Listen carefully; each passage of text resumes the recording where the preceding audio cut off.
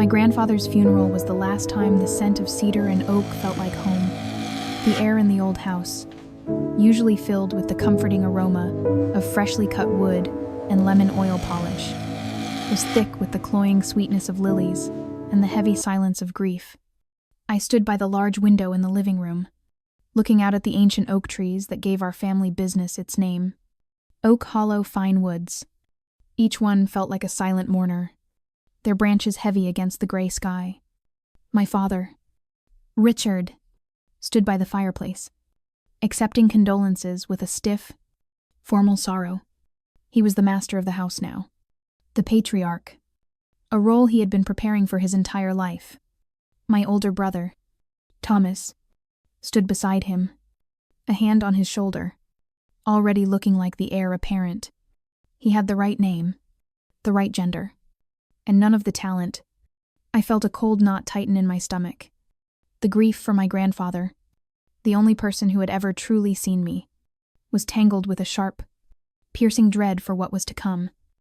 He was my champion, the one who had slipped me my first block of cherry wood when I was 6, and taught me how to feel the story within the grain. While my father pushed Thomas toward business degrees and golf courses, my grandfather had spent hours with me in the workshop, his gnarled hands guiding mine over the lathe, his voice a low rumble of encouragement. "You have the touch, Clara," he would say. "Don't ever let anyone tell you otherwise." Now, his voice was just a memory, and the silence he left behind was deafening. After the last of the mourners had departed, leaving behind plates of uneaten food and hushed whispers, my father called us into his study. Not the living room, but his study, the center of power in our home. The room smelled of leather and old paper. Framed awards and photographs of my father with various local dignitaries covered the walls. My mother, Amelia, sat in a small armchair by the door, her hands clutching a damp handkerchief. She looked small and lost, a ghost in her own home. I sat opposite my father's imposing desk, and Thomas took the chair beside it, leaning forward with an air of eager importance. My father cleared his throat, the sound unnaturally loud in the still room. "Your grandfather's passing is a great loss," he began, his voice devoid of the warmth I had just lost forever. "But Oak Hollow must continue. The legacy must be protected." He looked directly at Thomas. "As my firstborn son, you will be stepping up to take over operational management. Effective immediately." The words hung in the air, cold and final. I felt the blood drain from my face. I had known this was coming, but the brutal finality of it still felt like a physical blow. For years, I had poured my life into the workshop. I had studied design, mastered every machine, and developed new finishing techniques that even my grandfather had admired. I had spent the last 2 months working on a comprehensive plan to modernize our operations, to integrate sustainable sourcing and a direct-to-consumer online platform that would carry us into the future. It was all detailed in the leather-bound folder I held tightly in my lap. My hands were shaking. "Father," I said, my voice quiet but clear, "I have a proposal. I've been working on a plan to—" "Clara, this is not the time for your little projects." He cut me off, not even glancing at the folder. His eyes were like chips of granite. "We are talking about the serious business of running a company." "This is serious business," I insisted, my voice gaining a bit of strength. "Our sales have been flat for 3 years. Our suppliers are raising prices. My plan addresses all of that. It could increase our profit margins by 20% in the first year." Thomas snorted, a smug, dismissive sound. 20%, and how do you plan to do that?" "Little sister, by selling driftwood on the internet." The condescension in his voice made my skin crawl. "No," I said, looking directly at my father. "By streamlining our supply chain, investing in more efficient equipment, and building a brand that appeals to a younger generation of buyers who value craftsmanship and sustainability." I pushed the folder across the polished surface of the desk. "It's all in here. Market research, financial projections, supplier negotiations." My father didn't touch it. He looked at the folder as if it were something distasteful. Then he looked at me, and his expression softened into something even worse than anger-pity. Clara, my dear daughter, I appreciate your enthusiasm. I truly do. But let's be realistic. You have a wonderful hobby. A real talent. Your grandfather always said, but this is a tough world. It's a world of hard negotiations, of ruthless competitors. It's a man's world. He finally pushed the folder back toward me without opening it. Your place is not in a dusty, noisy workshop or a cutthroat boardroom. Thomas has the business sense this company needs. He just secured a new contract with a supplier, Pinewood Imports, that will cut our raw material costs by 15%. That is real, tangible progress. That is what a leader does. The name hit me like a splash of cold water. Pinewood Imports. I knew them. Everyone in the industry knew them.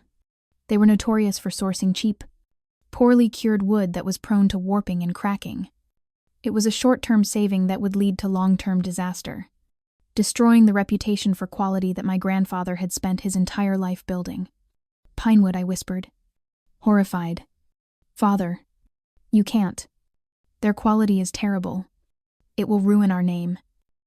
Enough, his voice boomed, rattling the crystal glass on his desk.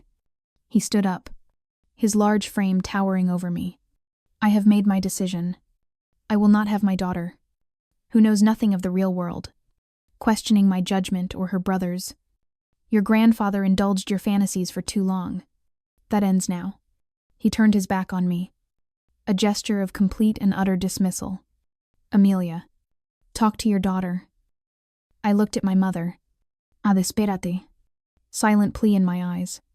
She just looked down at her hands, twisting the handkerchief. She wouldn't meet my gaze. In that moment, I understood. I was utterly alone. The knot in my stomach turned to ice. It wasn't just that I was being overlooked, I was being erased. My passion, my knowledge, my love for the very heart of our family, was being treated as a childish whim. I stood up, my legs feeling unsteady. I picked up my folder from the desk. My fingerprints were stark against the dark leather. I see, I said, my voice strangely calm. I looked from my father's rigid back to my brother's triumphant smirk, and finally to my mother's averted face. There was nothing left to say. There was nothing left here for me. I walked out of the study without another word. I went up the familiar creaking stairs to my childhood bedroom. The scent of lavender and old books still lingered in the air.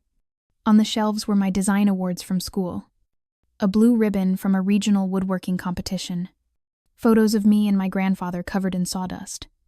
Laughing, they all seemed like relics from another life, a life that had just been declared over.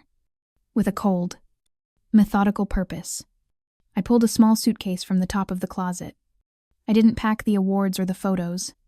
I packed a few sets of practical clothes, my savings book with the few $1,000s I had earned from selling some of my smaller pieces on the side, and the tools my grandfather had given me. Lastly, I took the one thing that was truly mine. From a locked box under my bed, I pulled out a worn, leather-bound notebook. It was my grandfather's private journal, filled with his sketches, his secret techniques, and his thoughts on the business. He had given it to me on my 18th birthday. This is the real soul of Oak Hollow, he had told me. Your father has the building, but you have the foundation. I held it to my chest. It was the only inheritance I needed. I didn't say goodbye. A formal goodbye would have implied there was a chance of return, and I knew with chilling certainty that I could never come back to this house as the person I had been. I walked down the back stairs, through the silent kitchen, and out the side door. The cold evening air was a shock after the stifling atmosphere of the house.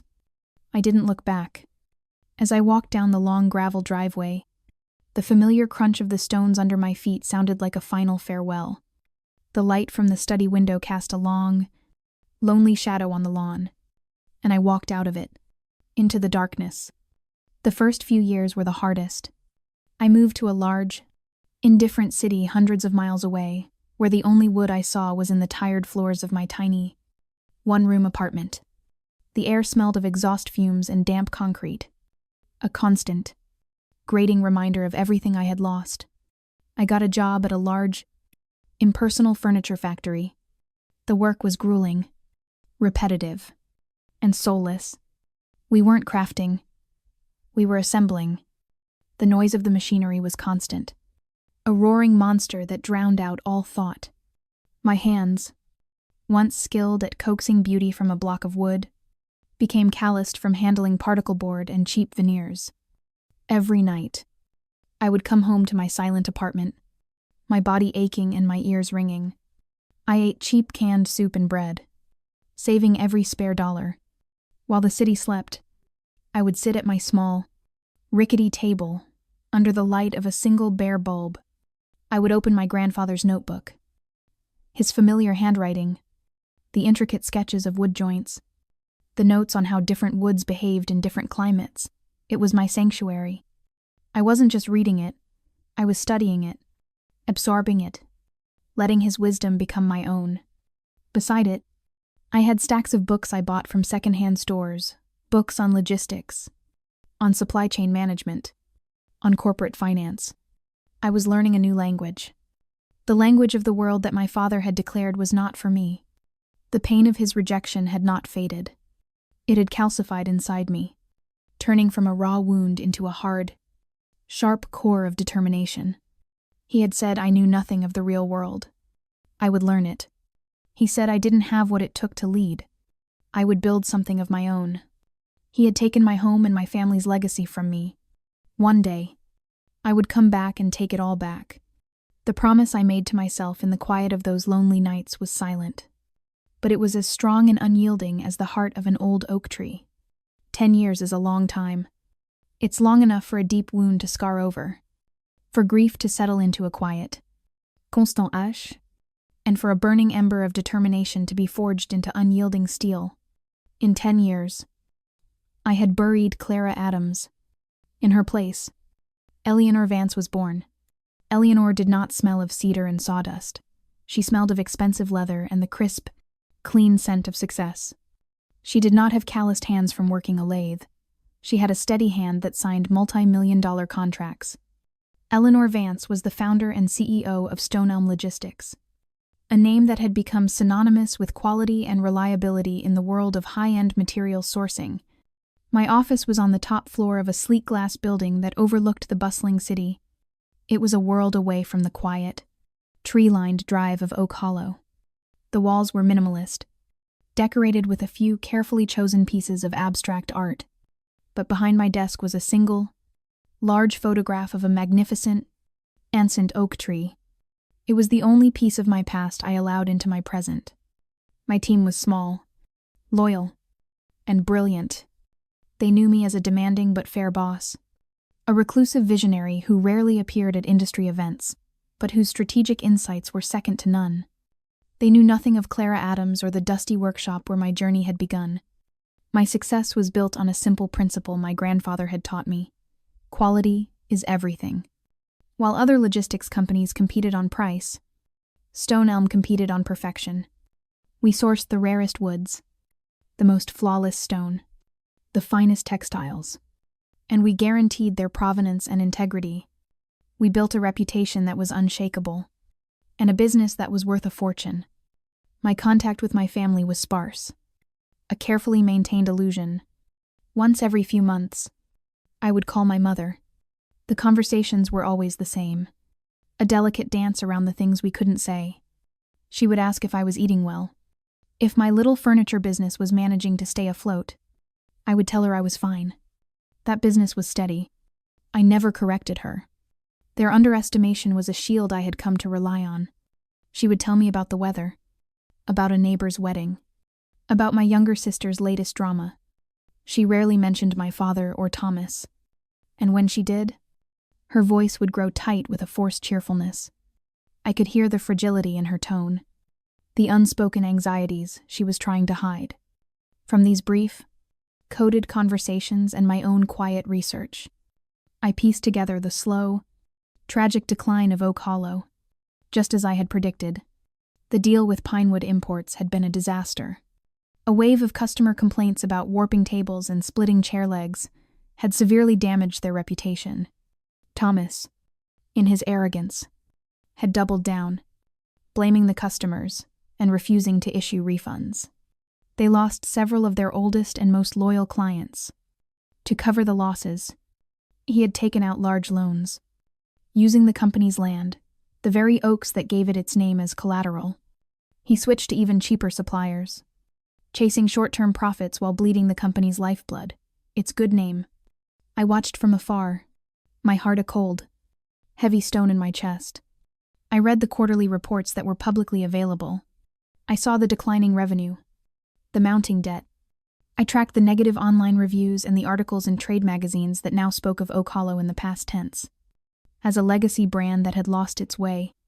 Every piece of bad news was a fresh twist of the knife that my father had plunged into my back 10 years ago. He had chosen the wrong heir, and his pride was going to cost him everything my grandfather had built. A year ago, I decided the time had come to act. I still held a small, non-voting share in the company from my grandfather's will, which gave me access to certain financial documents. What I found was worse than I imagined. They were weeks away from defaulting on a major loan. Bankruptcy wasn't a possibility. It was an inevitability.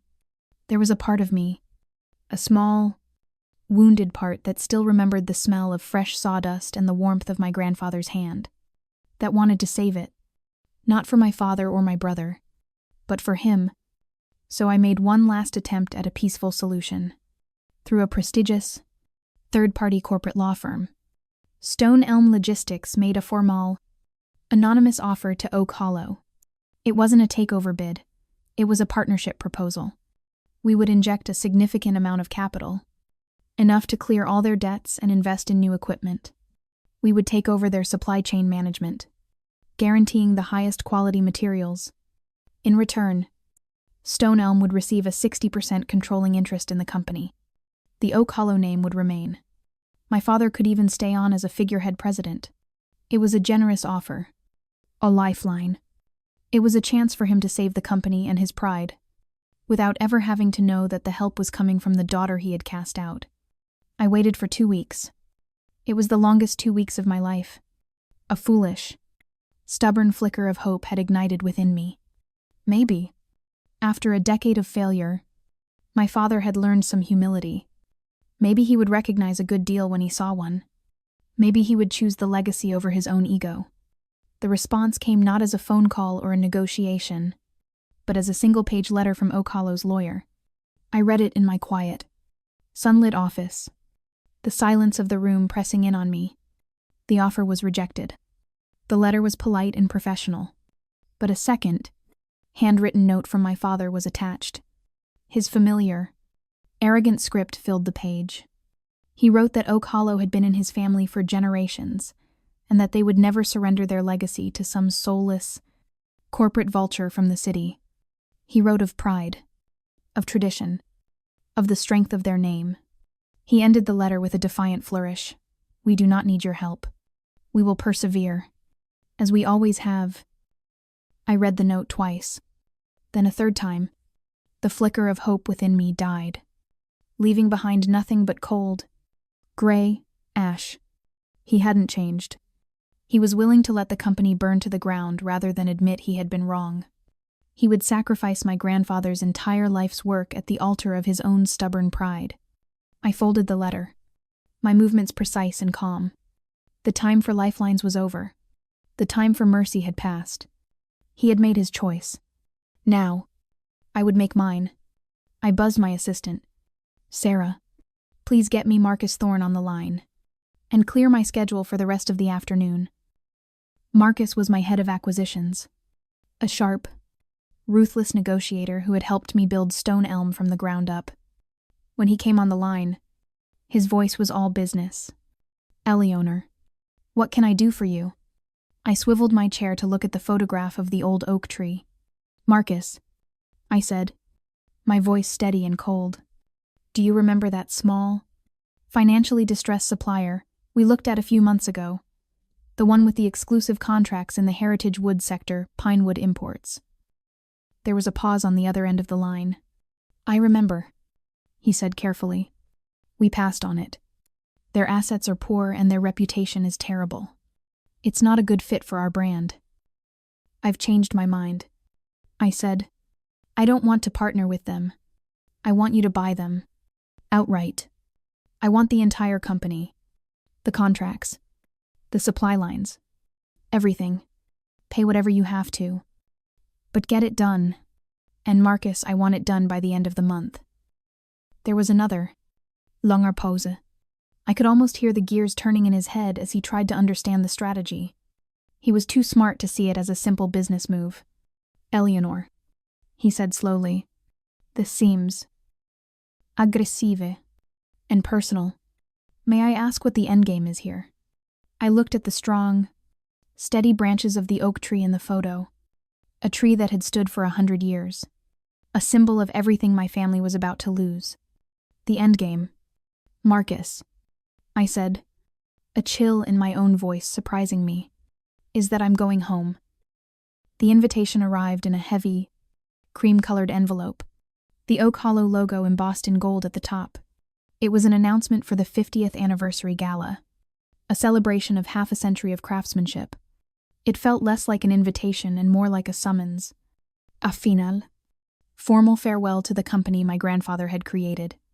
I knew from my sources that the sale of Pinewood Imports to Stone Elm had closed 3 days prior. The final piece of my plan was in place. The trap was set. Now, all that was left was to watch them walk into it. I arrived not in a taxi, but in a sleek, dark sedan with a hired driver. The car was a quiet statement, its purring engine a stark contrast to the rattling pickup truck I had left in all those years ago. As we drove up the long gravel driveway, the house came into view, lights blazing from every window.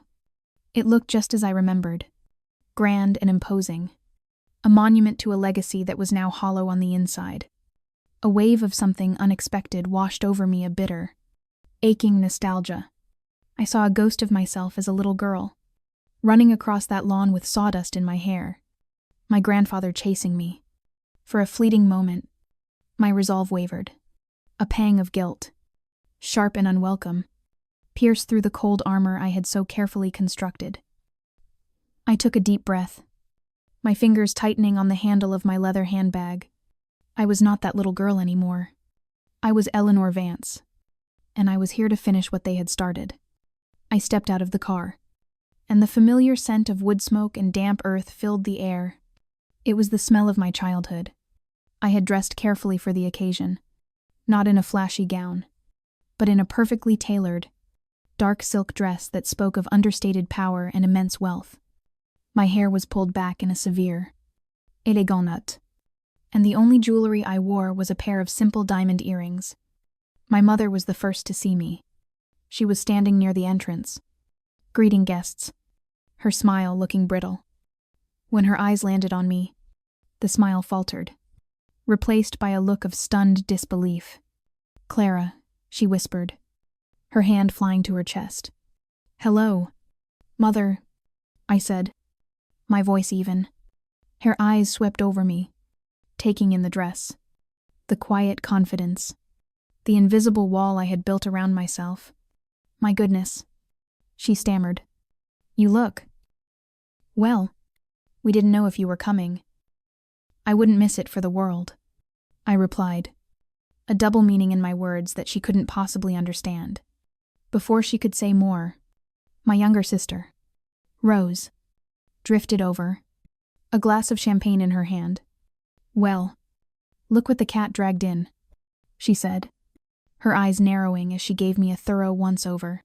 Finally decided to grace us with your presence. You look expensive. Did you finally land that rich husband you were always hoping for? No, Rose, I said, a small, tight smile on my lips. I'm still just running my little furniture business.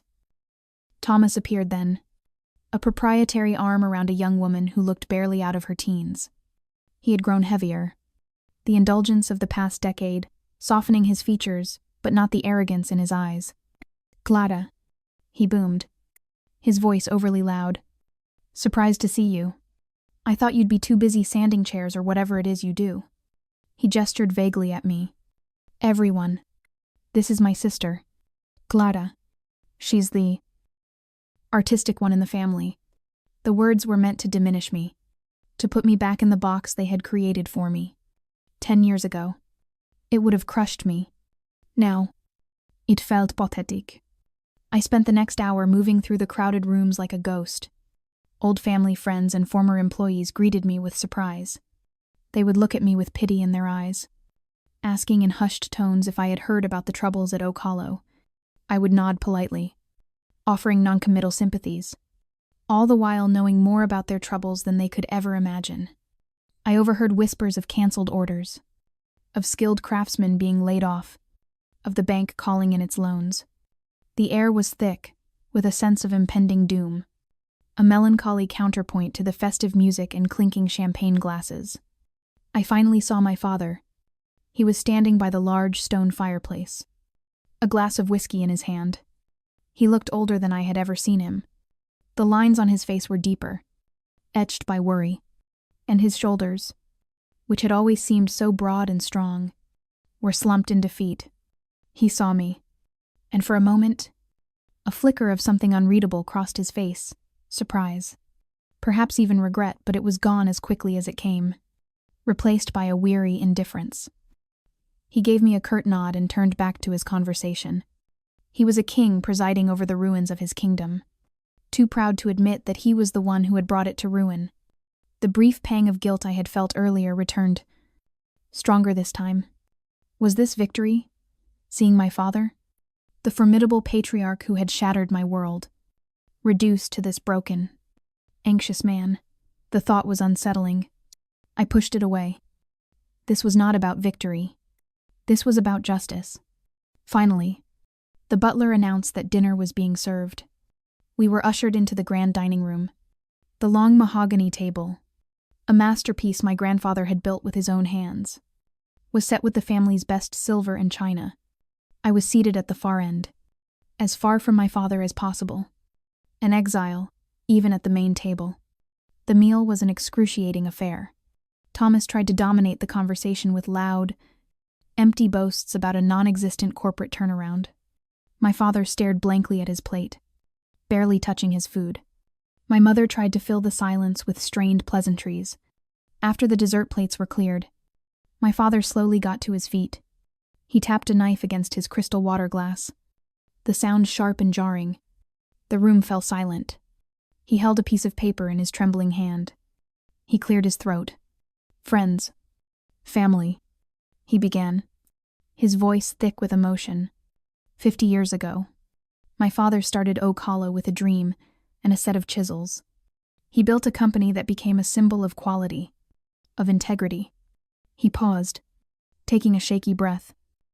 His eyes scanned the room, landing for a brief second on me before moving on. I have tried my best to honor that legacy, to protect it." His voice cracked. "But the world changes. The market is unforgiving. Despite our best efforts, we have faced insurmountable financial challenges." A low murmur went through the room. My mother closed her eyes, a single tear tracing a path down her cheek. Thomas stared at his father, his face pale with shock. To protect the jobs of our loyal employees and to prevent the bank from seizing this house, this land, I have been left with no other choice. My father continued, his voice barely a whisper. I have had to sell the company. The words dropped into the silence like a stone. A collective gasp went through the room. Rose let out a theatrical sob. Thomas shot to his feet, his chair scraping loudly against the floor. "What? You sold it, without telling me. How could you?" he roared, his face turning a blotchy red. "That was my birthright." My father flinched but ignored him. The deal was finalized this morning. Oak Hollow has been acquired by a national logistics firm.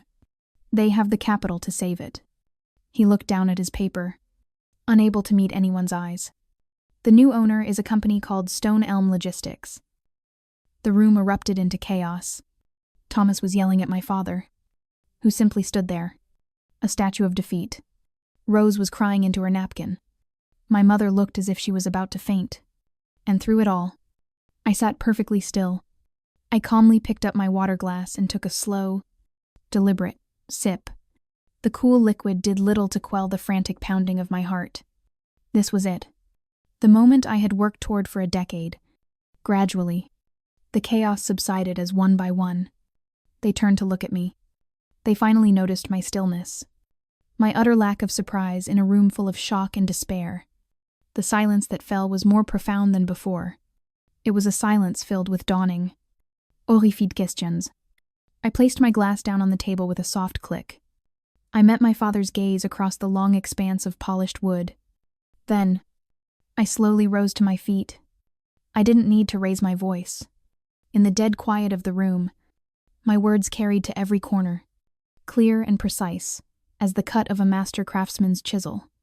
"Father," I said, "there's something you should know about the CEO of Stone Elm Logistics. Her name is Eleanor Vance." I let the name hang in the air for a beat. "But you know her as Clara." For a long moment, the only sound in the dining room was the frantic ticking of the grandfather clock in the hall. A clock my grandfather himself had built. It seemed to be counting down the seconds of my family's disbelief. My father stared at me, his face a mask of confusion, his mind clearly unable to connect the daughter he had dismissed with the corporate powerhouse that had just bought his company. Thomas was the first to break the spell. A dark, ugly flush crept up his neck. "You're lying," he snarled, his voice a low, vicious growl. "This is some kind of sick joke. You probably paid someone to say that." He took a menacing step toward me from around the table. "You think you can come in here and—" "That's enough." Thomas, a voice cut through the tension. It was my mother. She was on her feet, her hand gripping the back of her chair, her knuckles white. Her eyes, usually so full of gentle anxiety, were blazing with a fire I had never seen before. She stood between me and Thomas, a frail but unmovable barrier. "You will not speak to your sister that way." My father finally found his voice, though it was thin and reedy. "Amelia, what is this nonsense, Clara? This is preposterous. Stone Elm is a major corporation. It's run by a woman named Eleanor Vance. A respected... His voice trailed off as the truth finally, horribly, began to dawn on him. "I am Eleanor Vance," I said again, my voice quiet, but carrying the weight of absolute authority. "I founded Stone Elm Logistics 10 years ago, right after you told me my place wasn't in the business world." I reached into my handbag and pulled out a single, sleek business card. I slid it down the long, polished surface of the table. It spun slowly before coming to a stop directly in front of my father's plate. "Eleanor Vance, CEO, Stone Elm Logistics." He snatched it up, staring at it as if it were a venomous snake. "This is impossible," he whispered. "Is it?" I challenged, my voice still level. "Or is it just impossible for you to imagine that I could succeed without you, that I could build something on my own?" I let my gaze sweep over him and my brother. "The truth is, Oak Hollow has been failing for years. Your reputation is in tatters. You are drowning in debt, and your management has been a disaster." I looked directly at Thomas, especially your decision to sign an exclusive, long-term supply contract with Pinewood Imports. A contract, I might add, with a crippling penalty clause for early termination. Thomas pallid. "How did you—" "It's called due diligence," I said coldly. "Something you should have done before you tied this company's fate to a supplier known for selling rotten wood." I paused, letting the weight of my next words settle. The sale of Oak Hollow is legally binding. The board approved it. The contracts are signed.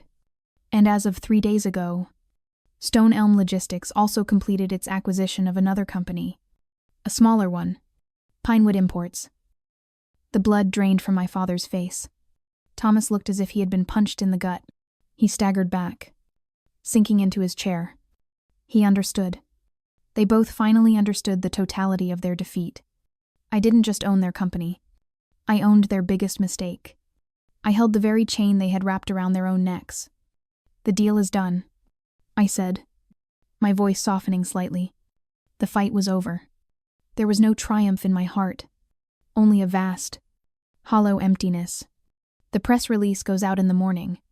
I looked at my father, at the broken man standing where a giant had once been. We have a lot to discuss. In your study. Now. He didn't argue. He simply turned and walked out of the dining room, his steps slow and heavy. I followed him, leaving the rest of our family sitting in the wreckage of their lives.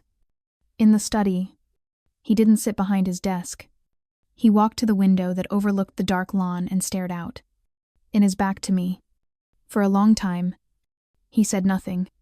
I remained standing by the door, waiting. Why? He finally asked. His voice choked. After all these years. Why do this? For revenge. I didn't start this for revenge, I said. And it was the truth. I started this so I could survive. You took away my home, my passion, my family. I had to build something for myself. I took a step into the room. But when I saw what you and Thomas were doing to grandfather's legacy, letting it rot from the inside out because of your pride, that's when it became about saving it. You rejected my help when I offered it anonymously. This was the only way left. He turned from the window, and for the first time, I saw the full depth of his defeat in his eyes. He looked ancient. I thought I was protecting you, he murmured, shaking his head. The business world. It's brutal. I never wanted you to face that. I thought Thomas. A son should follow his father. You weren't protecting me, I said, the old hurt rising in my throat, sharp and raw after a decade of silence. You were dismissing me. You never saw me. Father, you saw a daughter, a girl, someone to be sheltered and married off.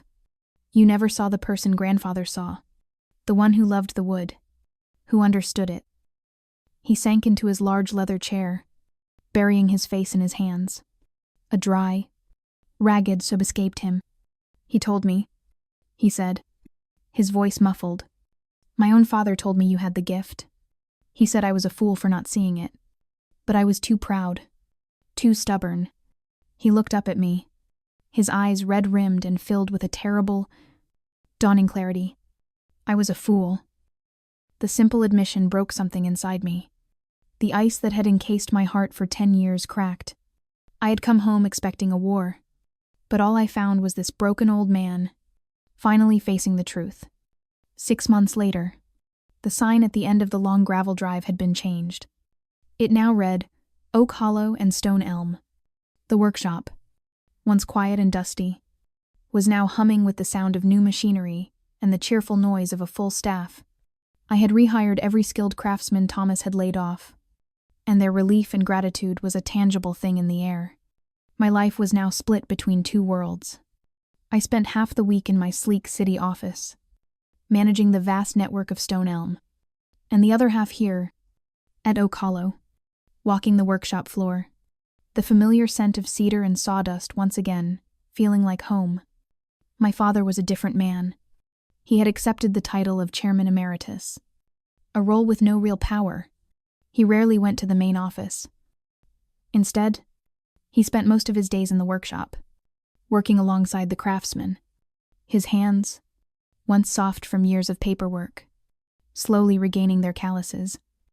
He didn't offer business advice unless I asked for it. We were slowly, cautiously, building something new between us. Not quite the relationship I had always longed for, but one based on a quiet, mutual respect. Thomas had been given a choice. He could leave with a small, ungenerous severance, or he could stay and start again. From the very bottom, he was now an apprentice, sweeping floors and learning how to properly stack lumber. He was sullen and resentful, but he was still there. Perhaps, one day, he would finally learn the humility and the love for the craft that he had always lacked. My mother had blossomed, freed from the role of being my father's shadow. She had discovered a passion and talent for design she never knew she had. She took over the management of our new, beautifully renovated showroom. Her warmth and genuine charm making her a natural with our high-end clients. One crisp autumn afternoon, I stood with my father in the finishing room. In the center of the room, under a spotlight, was the first piece of our new signature line, the Founder's Legacy. It was a beautiful writing desk, crafted from the rare, striped maple that my grandfather had loved, but my father had always deemed too difficult to work with. The design was intricate, modern, yet timeless, and it followed a sketch I had found in my grandfather's secret notebook. My father ran his hand over the perfectly smooth surface, his touch full of reverence. "He would have loved this," he said, his voice thick. He looked at me, his eyes clear. "You did it, Clara. You saved it. You saved us all." It hadn't been a perfect victory, and the scars on our family remained. But as I looked around the revitalized workshop, at the legacy not just restored but reborn, I understood. True success wasn't about revenge. It was about rebuilding. It was about having the strength to tear something down to its foundation, just so you could build it back up, stronger and more honest than it had ever been before. If you've ever felt overlooked or underestimated by the very people who should have been your biggest supporters, I hope my story gives you strength. It's a painful journey, but building your own path and proving your own worth is the most powerful statement you can ever make. Have you ever had to fight for your place in your family or your career? Share your story in the comments below. Your experiences matter, and they can inspire others. Please like this video, subscribe for more stories, and remember sometimes, the family you have to fight for becomes the family that's truly worth having.